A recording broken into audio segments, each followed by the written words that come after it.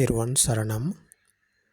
அதிகௌரவத்துக்குரிய எங்களுடைய கல்யாண மித்ர குருநாதர் புத்தோத்பாதோ ஆரியன் வான்சவின் பாத நமஸ்காரம். இப்போது நாங்கள் பார்ப்போம்,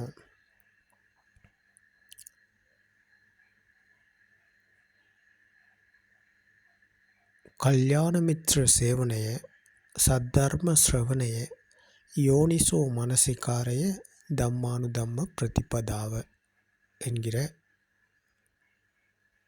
இந்த வழியைத்தான் பகவான் புத்தர் அவர்கள் வலியுறுத்துகிறார்கள். கல்யாண மித்ர சேவனைய அப்படின்னா, நாங்கள் சத்தியத்தை போதனை செய்யும் இந்த போதனையாளரிடம் நாங்கள் நட்பை ஏற்படுத்தி கொள்ள வேண்டும். கல்யாண மித்ரவிடம் நாங்கள் நட்பை ஏற்படுத்தி கொள்ள வேண்டும்.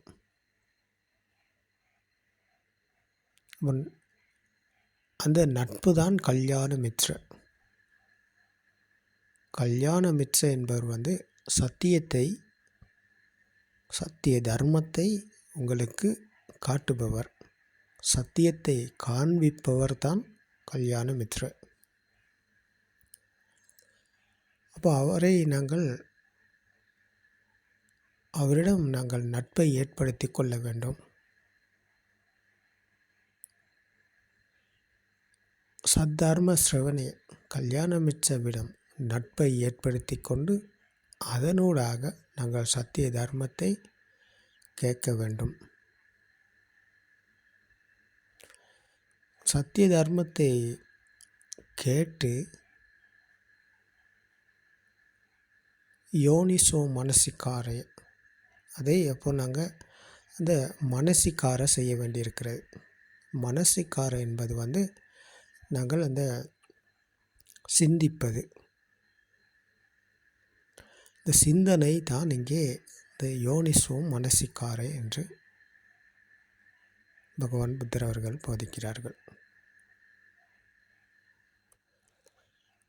கேட்ட தர்மத்தை, கல்யாண மித்ரவிடம் கேட்டுக்கொண்ட தர்மத்தை, சத்தியத்தை நாங்கள் சிந்திக்க வேண்டியிருக்கிறது. அதன் வழியாக சிந்திக்க வேண்டும். என்ன போதிக்கப்படுகிறது, அதில் என்ன கூறப்படுகிறது, அதன் வழியாக நாங்கள் சிந்தித்து பார்க்க வேண்டியிருக்கிறது. அதற்கு பெயர்தான் யோனிசோ மனசிகாரே. அப்போது சிந்தித்து பார்ப்பதோடு இல்லாமல் அதை நடைமுறையிலும் ப்ராக்டிக்கலாக நாங்கள் பழக்கப்படுத்தணும். அதுதான் தம்மானுதம்ம பிரதிபதாவ. அப்போது கல்யாண மித்ர சேவனைய சத்தர்ம ஸ்ரவணைய யோனிசோ மனசிகாரைய தம்மானுதம்ம பிரதிபதாவ என்கிற இந்த வழியைத்தான் பகவான் புத்தர் அவர்கள் வலியுறுத்துகிறார்கள். அப்போ கல்யாண மித்ர சேவனை என்றால் அது இன்றைக்கு இந்த உலகத்துக்கு இந்த புத்தோத்பாத போதனையில்தான் இது ஒலித்து கொண்டிருக்கிறது. இந்த புத்தோத்பாதோ தர்ம போதனையினூடாக நீங்கள் சத்தியத்தை கேட்குறீங்க, சத்திய தர்மத்தை நீங்கள் கேட்குறீங்க. அப்போ இந்த புத்தோத்பாதோ தமிழ் போதனைகள் என்பது இன்றைக்கு உங்களுக்கு கல்யாண மித்ர என்ற நட்பு இங்கே உங்களுக்கு ஏற்படுத்தி கொள்ள வாய்ப்பு கிடைத்திருக்கிறது. இந்த தமிழ் போதனைகளில், இந்த புத்தோத்பாதோ தமிழ் போதனைகளில் கல்யாண மித்ரவின் நட்பை ஏற்படுத்தி கொள்வதற்கு இந்த போதனைகளினூடாக உங்களுக்கு இந்த வாய்ப்பு கிடைத்திருக்கிறது.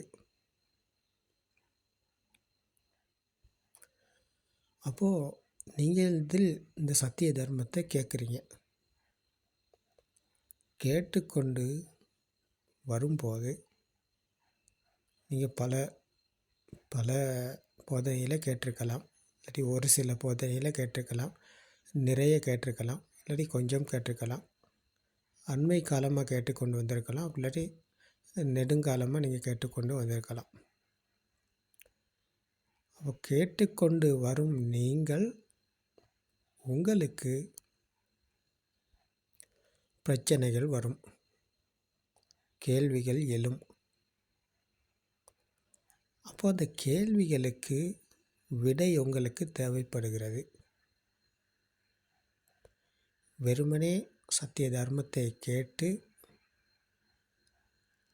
கேட்டால் மட்டும் பத்தாது, அதை விமர்சிக்கணும், அதை யோசிக்கணும், அதை பற்றி நாங்கள் சிந்திக்க வேண்டும்.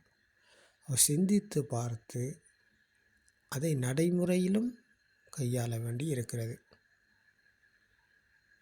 நடைமுறையில் நாங்கள் ப்ராக்டிக்கலாக அதை பழக்கப்படுத்தணும்.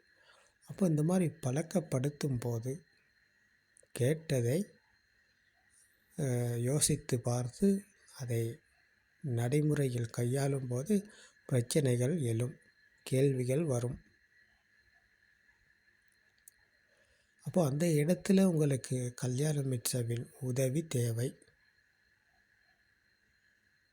அப்போ அதற்குத்தான் நாங்கள்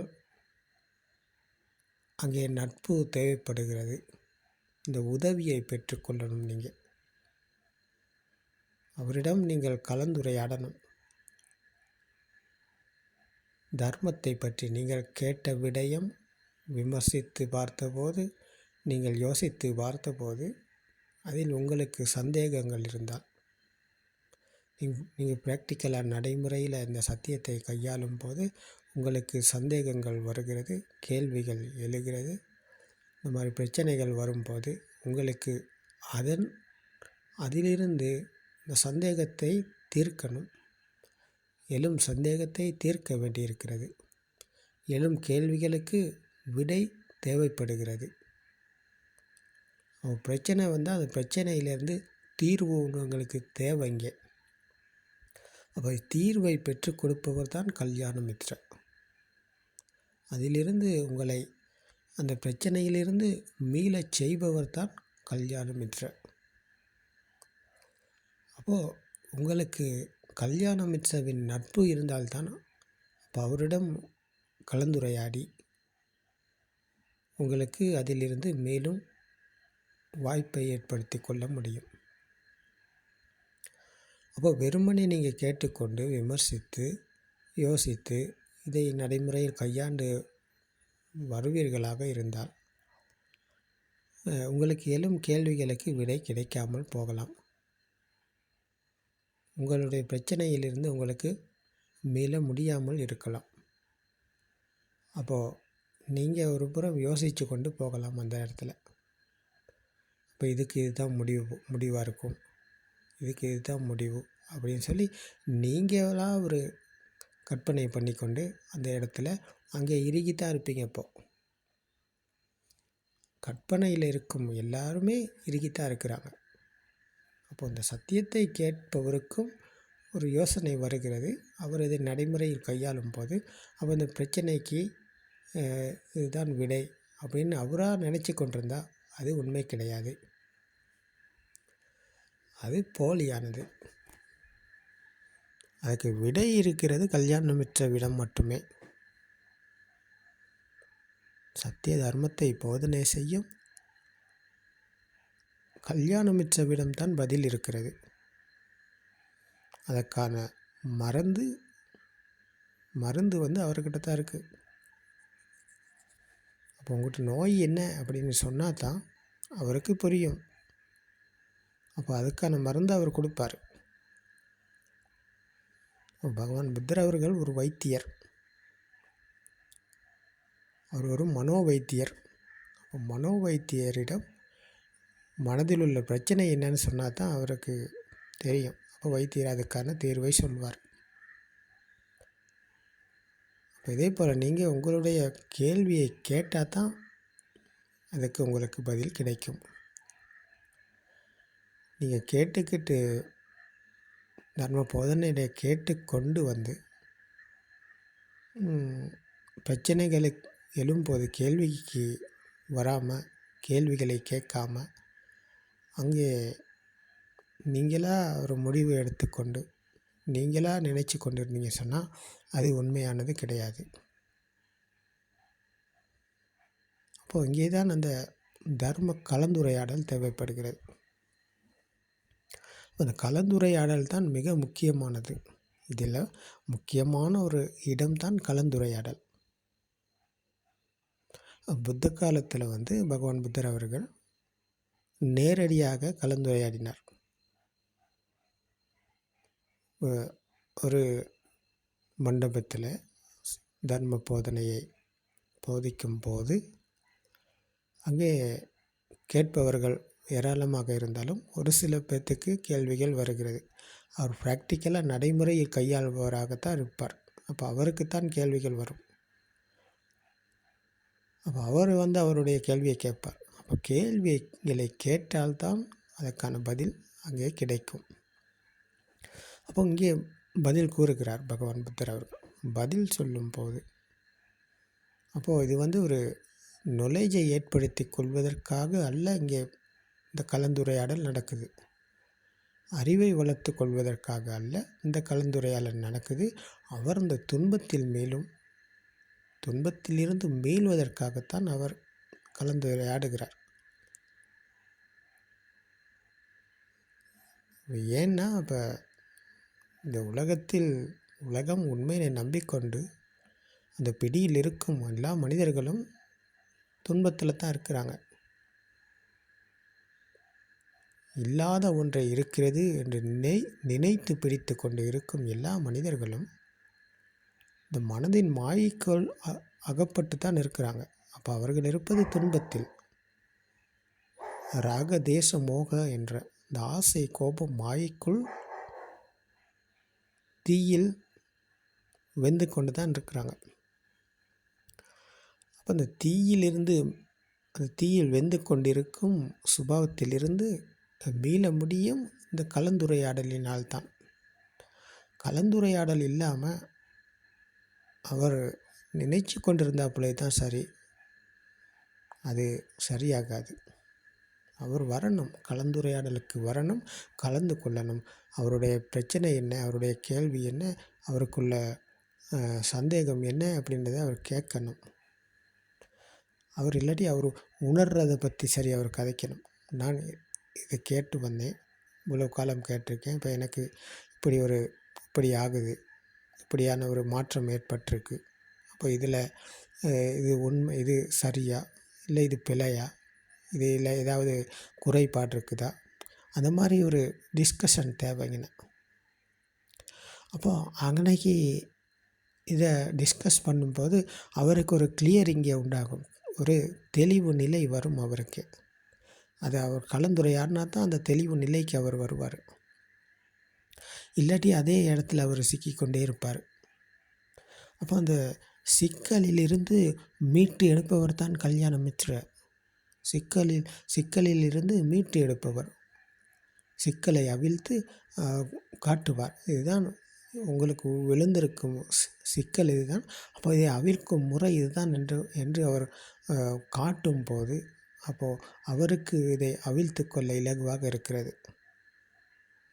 அப்போது அவர் அவிழ்ப்பார். அதை அவிழ்த்த போது அப்போது அந்த முடிச்சு அவிழ்ந்த போது அப்போ அன்னைக்கு இருந்து அவர் மீள்வார். அப்போ இது ப்ராக்டிக்கலாக நாங்கள் நடைமுறையில் கையாள வேண்டியது எங்களுடைய வாழ்க்கை கதை. இது வெறும் ஒரு சிலபஸ் அல்ல, இது ஒரு நிகழ்ச்சி அல்ல, இது ஒரு ப்ரோக்ராம் செய்யப்பட்ட ஒரு நிகழ்ச்சி அல்ல. இது எங்களுடைய வாழ்க்கை கதை. அன்றாட வாழ்க்கையில் நாங்கள் நடந்து கொள்ளும் விதத்தில் சத்தியத்தை காணும்போது அப்போ அதில் எங்களுக்குள்ள பிரச்சனைகளிலிருந்து மீள்வதற்கு இந்த உதவி எங்களுக்கு தேவைப்படுகிறது. அப்போது இதற்காகத்தான் பகவான் புத்தர் அவர்கள் சத்தியத்தை போதனை செய்தார். அப்போ உலகில் உள்ள எல்லா மனிதர்களும் இந்த டிஸ்கஸ் பண்ணினா சத்தியத்தினூடாக சத்தியம் என்றால் என்ன, அதை நாங்கள் எப்படி கையாள்வது என்ற ஒரு விமர்சனத்துக்குள் அவர் டிஸ்கஸ் பண்ணினார்னு சொன்னால், கலந்துரையாடினார் சொன்னால் அவருக்கு வழி திறக்கிறது. அப்போது அவர் வந்த வழியில் பயணிப்பார். அப்போ அவருக்கு உலகம் உண்மையாகாது. உலகம் உண்மை என்ற இல்லைன்னா அப்போ நானும் இல்லை. அப்போ நானும் இல்லைன்னு சொன்னால் ஏதும் இல்லை, ஒன்றும் இல்லை, எல்லாமே நினைப்பு தான்.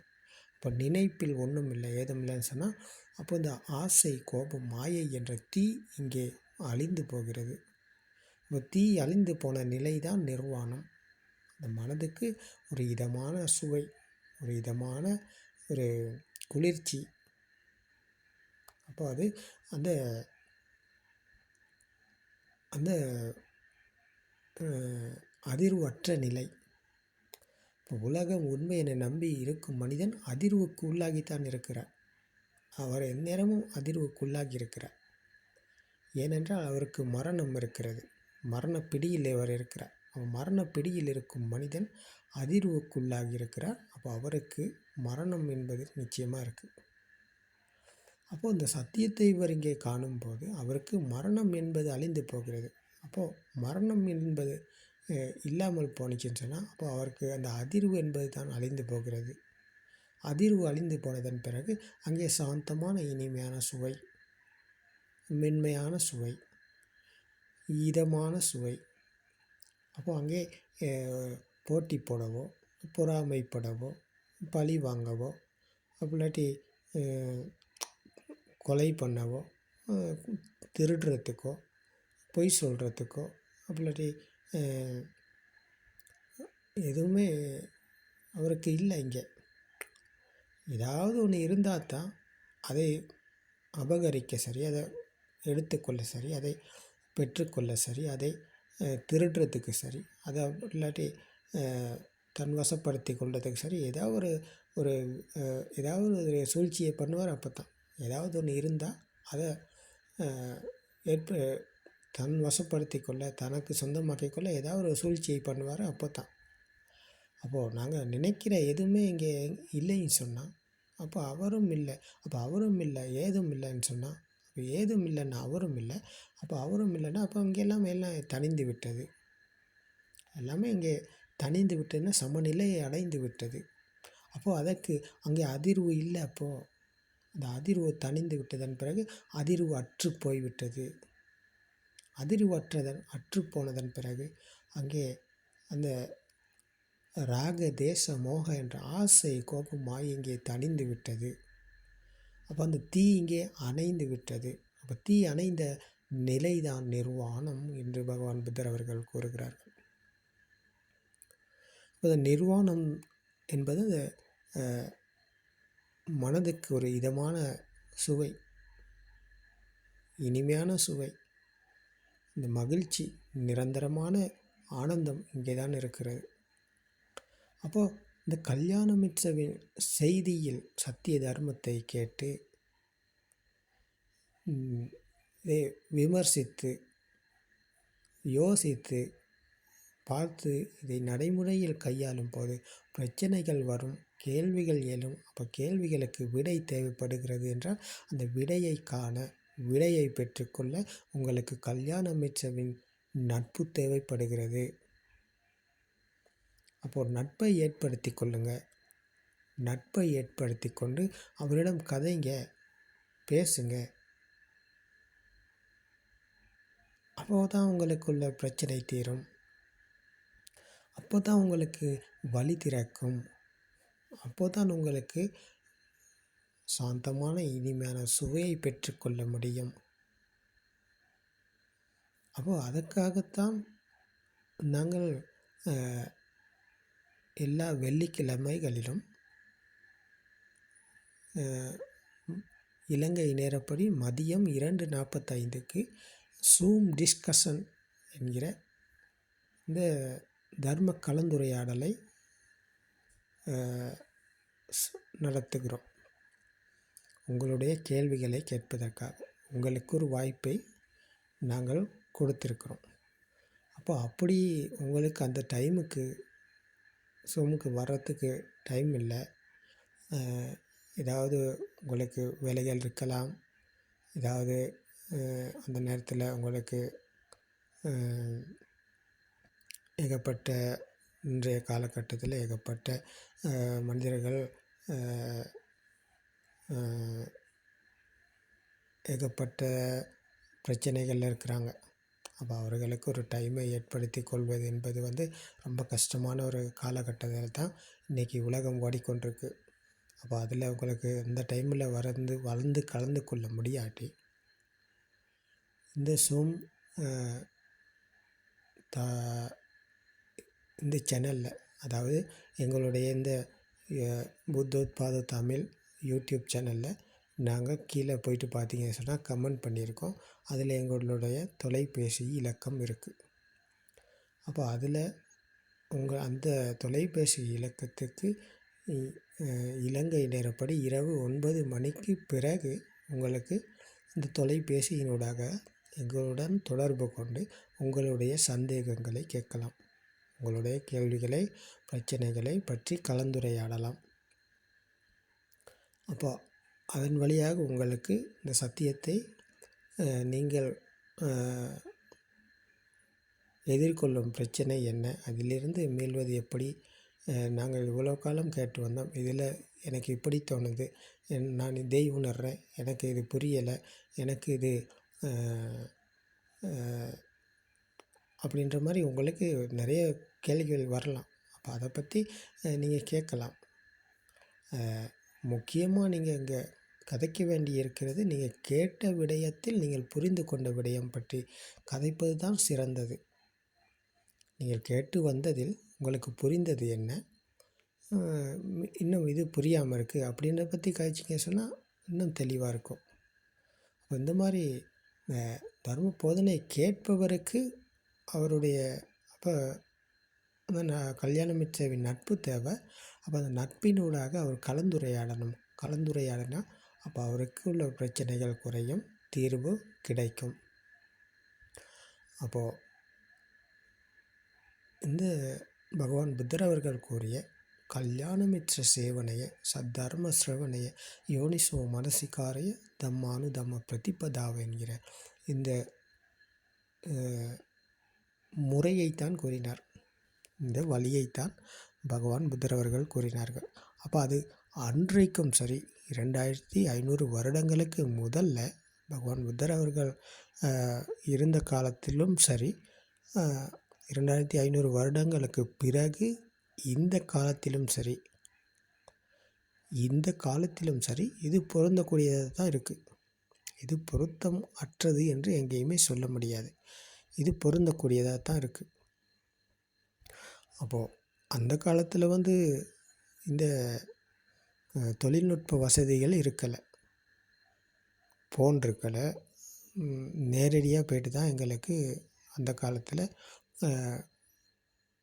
பகவான் புத்தர் இடத்துல தர்மத்தை பற்றி கேட்டாங்க, கதைச்சாங்க. அதே போல் பகவான் புத்தர் அவர்களும் ஒவ்வொருத்தரையும் தேடி தேடி போயிட்டு சத்தியத்தை போதனை செய்தார். அப்போது அது அந்த காலம். இப்போ இந்த காலத்தில் நீங்கள் உலகத்தில் எங்கே இருந்தாலும் உங்களுக்கு இதை கேட்கலாம்.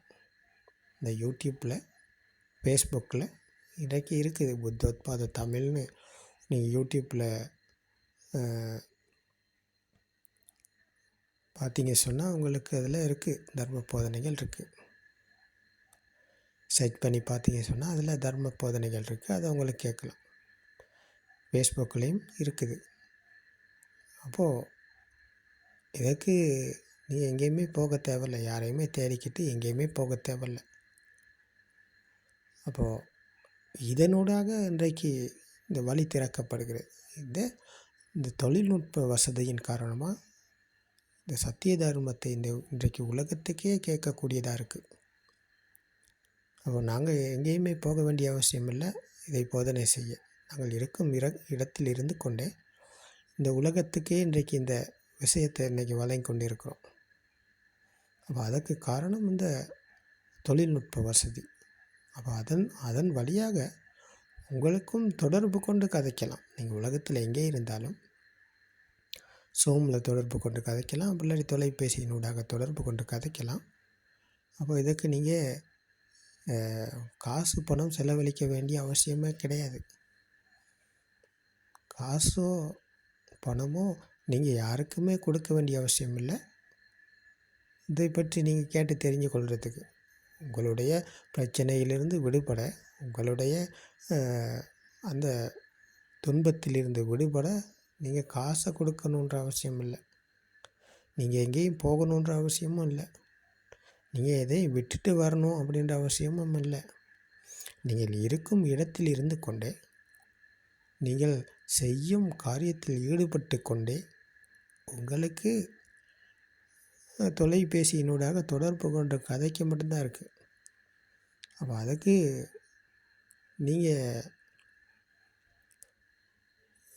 செலவு பண்ணையும் தேவையில்லை, எங்கேயும் போகையும் தேவையில்லை. உங்களுடைய அன்றாட வாழ்க்கையில் நீங்கள் எந்த இடத்துல இருக்கீங்களோ, எங்கே இருக்கீங்களோ, அதில் இருந்து கொண்டு, அந்த இடத்தில் இருந்து கொண்டு நீங்கள் குடும்பத்து உறுப்பினராக இருக்கும்போது, அதில் எந்த உறுப்பினராக, தாயாக இருக்கலாம், தகப்பனாக இருக்கலாம், ஒரு மகனாக இருக்கலாம், மகளாக இருக்கலாம், அப்படி தாத்தாவாக இருக்கலாம், பாட்டியாக இருக்கலாம், யாராக இருந்தாலும் என்ன, யாராக இருந்தாலும் சரி, நீங்கள் இதை கேட்பவராக இருந்தால் உங்களுக்கு தொலைபேசியினூடாக தொடர்பு கொண்டு கதைக்கலாம், அப்படி ஷோமுக்கு வந்து கதைக்கலாம். உங்களுக்கு இன்றைக்கு வழி திறந்திருக்கு. அப்போது அது உங்களுடைய பாக்கியம்தான். பாக்கியத்தின் காரணமாக, அதிர்ஷ்டத்தின் காரணமாக இன்றைக்கு இந்த வழி இன்றைக்கு உங்களுக்கு கிடைத்திருக்கு. இதை பயன்படுத்தி கொள்ளுங்கள். உங்களுக்கு இங்கே இந்த வழியினூடாக துன்பத்திலிருந்து மீள முடியும். பகவான் புத்தர் அவர்கள் 2500 வருடங்களுக்கு முதல் போதனை செய்த அதே பரம சத்திய தர்மம் தான் இந்த புத்தோத்பாத தமிழ் மற்றும் சிங்களம் மற்றும் இங்கிலீஷ் மொழிகளில் 3 மொழிகளும் இன்றைக்கு உலகத்துக்கே கேட்குது. அப்போது நீங்கள் வந்து கேட்டு பார்த்தீங்கன்னு சொன்னால் உங்களுக்கு புரியும். புரிந்து கொண்ட விடயத்தை நடைமுறையில் கையாண்டு பார்க்கும்போது ப்ராக்டிக்கலாக நீங்கள் இந்த உலகை வெல்வீங்க. ஏன்னா இது ஒரு சிலபஸ் அல்ல, இது நடைமுறையில் கையாளக்கூடியது. உங்களுக்குள் இது உறுதியாகும். இது நாங்கள் சொல்வதனால அல்ல, நீங்கள் தேடி விமர்சித்து பார்த்து இதை நடைமுறையில் கையாளும் போது உங்களுக்குள்ளே உறுதியாகும். இது யார் சொல்வது? சொல்பவரிடத்தில் இருக்குது, உங்கள் கையில் தான் இருக்குது. தன் கை தனக்கு துணை என்ற ஒரு கருத்து சொல்லுவாங்க. ஒரு கதை சொல்லியிருக்காங்க, தன்னுடைய கை தான் தனக்கு துணை. அப்போது நாங்கள் சத்தியத்தை போதனை செய்வது மட்டும்தான் எங்களுடைய கடமை. அதன் வழியாக பயணிப்பது உங்களுடைய கடமை. அப்போ அதை புத்தராலும் செய்ய முடியாது. புத்தர் அவர்கள் சத்தியத்தை போதனை செய்தார். எய் பசிக்கோ ஓப்பனாய்க்கோ, வாருங்கள் வந்து பாருங்கள் என்று. வந்து பார்த்து அதை நடைமுறையில் கையாண்டவர்கள் துன்பத்திலிருந்து மீண்டார்கள். அப்போது நீங்களும் வந்து பார்த்து நடைமுறையில் கையாண்டிங்க சொன்னால் அது உங்களுக்குள் உறுதியாகும். அப்போ நீங்கள் துன்பத்திலிருந்து மீள்வீங்க. அப்போ அதை யாராலும் தடுக்க முடியாது. இந்த உலகத்தில் உங்களை தடுக்க யாராலும் முடியாது. ஏன்னா நீங்கள் நடைமுறையில் கையாள்வது சத்தியத்தை கையாளும் போது சத்தியத்தை புரிந்து உணர்ந்து அதற்குள் நீங்கள் விழித்து கொள்ளும் போது உங்களுக்குள் உறுதியாகுது சத்தியம். அப்போது சத்தியமும் நீங்களும் இரண்டு கிடையாது. அப்போ அந்த சுபாவ தர்மமும் நீங்களும் இரண்டு கிடையாது. அப்போ அந்த மரம் செடியாக இருந்து வளர்ந்து பூ பூத்து காய் காய்ச்சி பழுத்து மறுபடியும் அது அழிந்து போகுது. இதே போல் நான் என்ற இந்த உடலும் நான் இல்லை. இது குழந்தையாக பிறந்து வளர்ந்து இன்றைக்கி ஆளாகி பெரிய ஆளாகி படித்து பட்டம் பெற்று எல்லாம் எனக்கு இருக்குது, எல்லாம் நான் தான், எல்லாமே எனக்கு இருக்குது அப்படின்னு சொல்லி நாங்கள் நினச்சி கொண்டிருக்கோம். எல்லாமே பொய், எல்லாமே மனதின் மாயை, கற்பனை. அப்போ அதில் உண்மையை கண்டு சத்தியத்தை கண்டு சத்தியத்துக்குள் நாங்கள் விழித்து கொள்ளும் போது எல்லாமே மாயை, கற்பனை என்ற சத்தியத்தை புரிந்து உணர்ந்து பிரத்யக்ஷம் அடையும் போது அப்போ அந்த துஷ்டிகள் எல்லாமே அழிந்து போகுது. அப்போது நான் எங்கே இருக்கிறேன்? அப்போது என்னில் நான் விடுதலை அடைந்த சுபாவம் இதுதான். எனக்கு நான் இல்லாமல் போன விதம் இதுதான். அப்போது எனக்கு நானே இல்லை என்றால் அப்போது எனக்கு நானே இல்லை என்றால் அப்போ என்ன இருக்குது இங்கே? ஏதும் இல்லை, ஒன்றும் இல்லை. அப்போ இதுதான் தர்மம். தர்மம் என்றால் ஏதும் இல்லை, ஒன்றும் இல்லை. அப்போ நாங்கள் எல்லாமே நினச்சி கொண்டிருக்கோம். அப்போ மனதின் மாய்க்குள்ளே தான் இருக்கோம். அப்போ நினைப்பிலிருந்து மீண்ட போது ஏதும் இல்லை, ஒன்றும் இல்லை.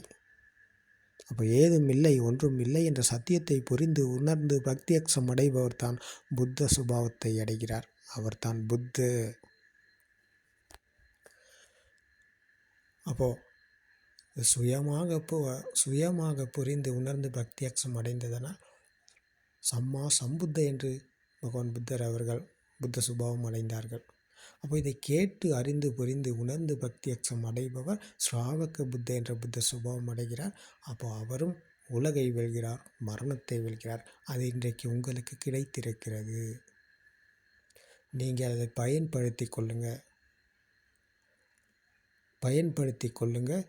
உங்களுக்கு வாய்ப்பு கிடைத்திருக்கிறது. இந்த வாய்ப்பை நழுவ விடாதீங்க. வாருங்கள், வந்து கலந்துரையாடுங்க. உங்களுக்கு உள்ள பிரச்சனையை பற்றி கேளுங்க.